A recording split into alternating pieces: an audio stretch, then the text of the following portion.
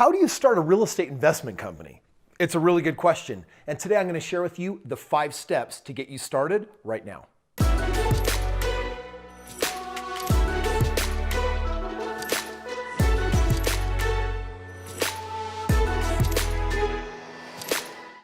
So you want to be a real estate investor. There are 5 things that you need to know how to do to help you get started in the most powerful way possible. Of the 5 things, the first thing that you're going to need if you want to start a real estate company is you need to start with a strategy. There's a lot of strategies out there. You could do multifamily like one of my buddies. You could do real estate development like another one of my buddies. You can flip properties. You can own rentals. And so you got to get clear on what is that strategy. Now, some of you have actually read my first of several books that I've written. It's called The Straight Path to Real Estate Wealth. It's all about my hybrid system called lease option.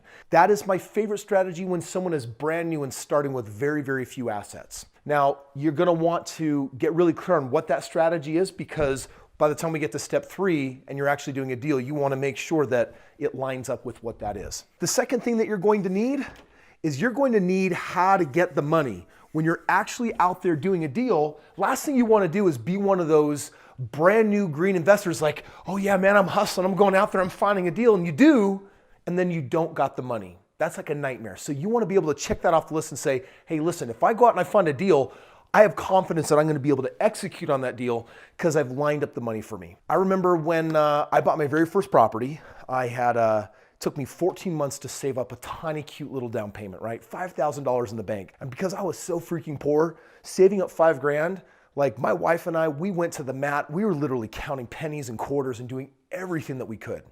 I obviously know faster ways of doing real estate today, but back then I didn't have those strategies. When it came time 14 months later that we met all the criteria my mentor gave me to actually go out there, I found the deal that I wanted. And the good news is we were able to buy that because we had the funding lined up. So once you know the strategy and you got the money lined up, that is what takes us to number 3, you got a deal. Now I know some of you are thinking, but Kris, I need my LLC, I got to set up my business. Dude, right now get yourself on track for making money. You don't need an LLC. Don't waste time on things like, what's my logo gonna be? Don't worry about that stuff. That stuff will work itself out. You're here to figure out how to make money, line that up first. Know your strategy, get the money, and then after that, you're actually off to making the deal happen. Once you've secured the money, it's all about finding the deal that is going to match up. In a moment, I'm going to break down a very specific way of using these 5 steps. Only after I have the deal and I'm actually on track to making money, do I then actually care about setting up an LLC, a business. Limited liability company is what 99.9999% of people are going to use for a real estate business. The other 0.001% are idiots and don't know what they're doing. So it's going to be an LLC.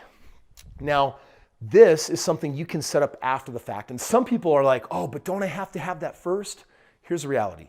If I'm buying a property in January or February or April or March or any time before the end of the calendar year, I still have time to set that up inside of an LLC, deed it in, and then I'm good for the next year tax season. The 5th and final thing that you need, I'm going to save as a bonus. So hang tight for the end of the video because I think this is one of the most important things that you can have. First, let me share with you though, what does it look like to actually do these 4?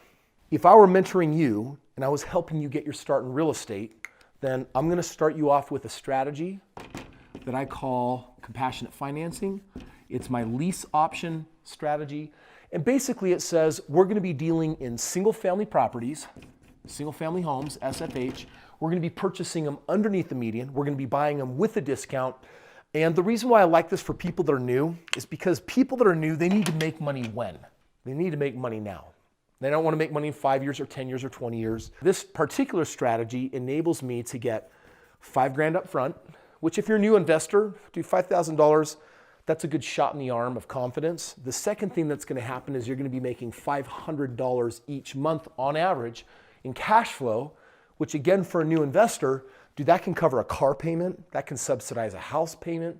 $500 a month can help, pay down credit card debt. For my wife and I, our very first house, dude, my wife was so scared of being in debt. It was all about get out of debt. And our first 2 properties got us entirely out of debt. And that's when my wife went from being a skeptic to a total supporter of Kris. Dude, we need to get more houses, which was music to my ears at that time. After that, the last thing is there's tens of thousands of dollars that come to you when you actually sell that house a few years down the road. So for a new investor, that's a really great way to fly. That's my lease option strategy.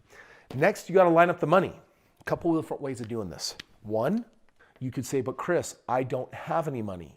And that's okay. I've got a no money down lease option strategy that I teach people how to do. But some of you have money in 401ks, which you know my feelings on those things. I hate them.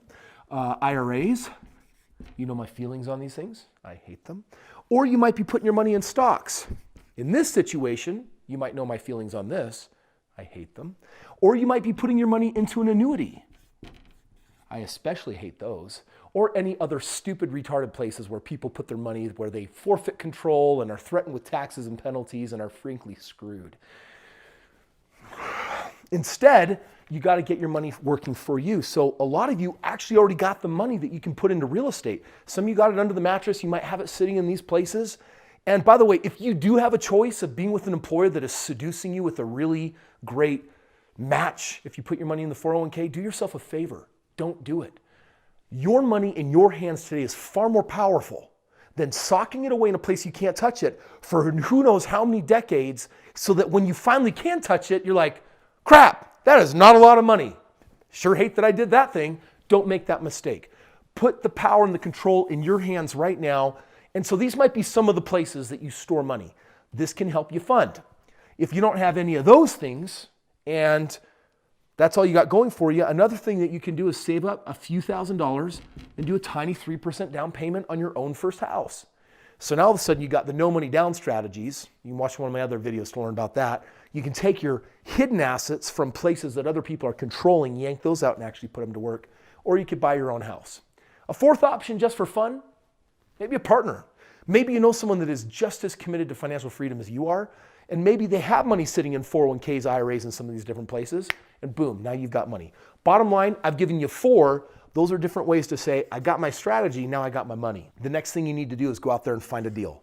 Now remember, we're doing single family homes, priced underneath the median. I like to buy them in the very best markets because I'm a fan of making a 20% plus ROI on my deals. And the reason why is because I want to, with compounding that, I can double my money every 3.5, 4 years. Worst case scenario, 5 years. And that means that, sure, I might not get rich quick, but I am going to get rich. You understand the difference? If you want to get rich quick, go find more partners and go find more money. It's out there. It's available in massive tranches. You just got to have the courage to go out there, to be bold and believe in yourself to actually go and make this thing happen. And then the last thing is, once you actually have the strategy, you lined up the money, you went out and you did a deal, now go ahead and plop that in an LLC. Go put that in a place now where you can receive the protection, make sure you insure your tax benefits and write-offs. And that takes us at the end of this video here, friends, to the most important thing that you need when launching your business. Beyond a strategy, beyond the money, beyond finding the deal, and beyond structuring it in the right LLC, the fifth and final and last thing that you need that unfortunately too many people go without is you need a mentor. A mentor gives you something very special that I like to call proximity. What I learned from Tony Robbins is what he calls proximity to power. The reality is, it's our human nature to surround ourselves with people in our exact same circumstances because that's where we feel the most comfortable. We're not leaving our comfort zone when I'm surrounded by people that are in my situation. But what you don't understand is that it's getting uncomfortable. It's getting outside of your comfort zone where freedom actually lies. Opportunities lie. The people with knowledge and skills, abilities, track records lie, which means you got to leave your comfort zone. And what a mentor does is, a mentor, for me, definition of a mentor is someone that has a minimum of 10 times the results of what you want. You say to yourself, I want to make $100,000 a year, 6-figure residual income. Then you need to find someone that is making $1 million a year residually.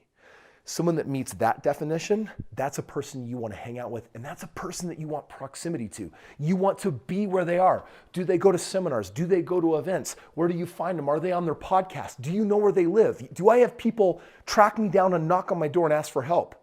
Yes, I had some people do it today. And so what I want you to understand is that a mentor will ensure that you're not going to screw things up, because when you're brand new, you should be very afraid of you. You should be very afraid of the fact of what you don't know. One of my mentors that I paid over $1 million to, most powerful moment for me, is he had flown in town. We were having a business argument. My mentor gave me a look like maybe I shouldn't be arguing with him. And it was like one of those father, dad, son moments where I just felt really uncomfortable because he just stopped talking and just kind of stared at me. And then he said something I'll never forget. He said, Kris, the most dangerous information is what you don't know. And then I got it. I was operating and trying to make decisions on what I think I know. Now, in my space, having done over 3,000 real estate deals, there's a lot that I know in that space, and I haven't learned anything new in that particular niche for years. So I'm expanding, I'm growing, I'm pushing myself. I make a great mentor for people that are new to single family and don't know what they're doing. But on the other hand, in all the areas of my life where I'm going in and learning things that I don't know, guess what I do? Is I find the best, brightest, smartest mentor that I can, and I seek proximity. This last year, I spent over $100,000 following this one man all over the world. I was going to be where he was going to be, and I was going to learn, I was going to grow. Next year, I'm doing the same thing, except I'm going to spend $250,000. And the point is that at this point in my life, I'm aware that what I don't know is dangerous to me.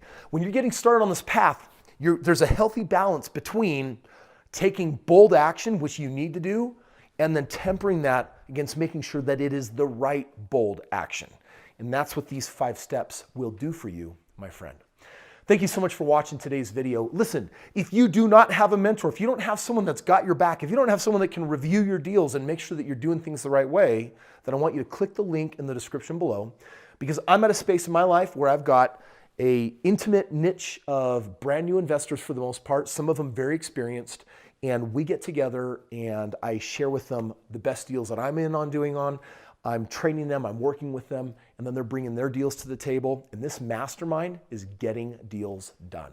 So if you don't have someone like that, and if you don't have the system, or you don't have the training, or you don't have confidence in how you're going to find the money, or you're lacking the deals, if you're lacking any of this, click the link in the description below. Get with me and my team. Let's break it down for you and see if we've got a win.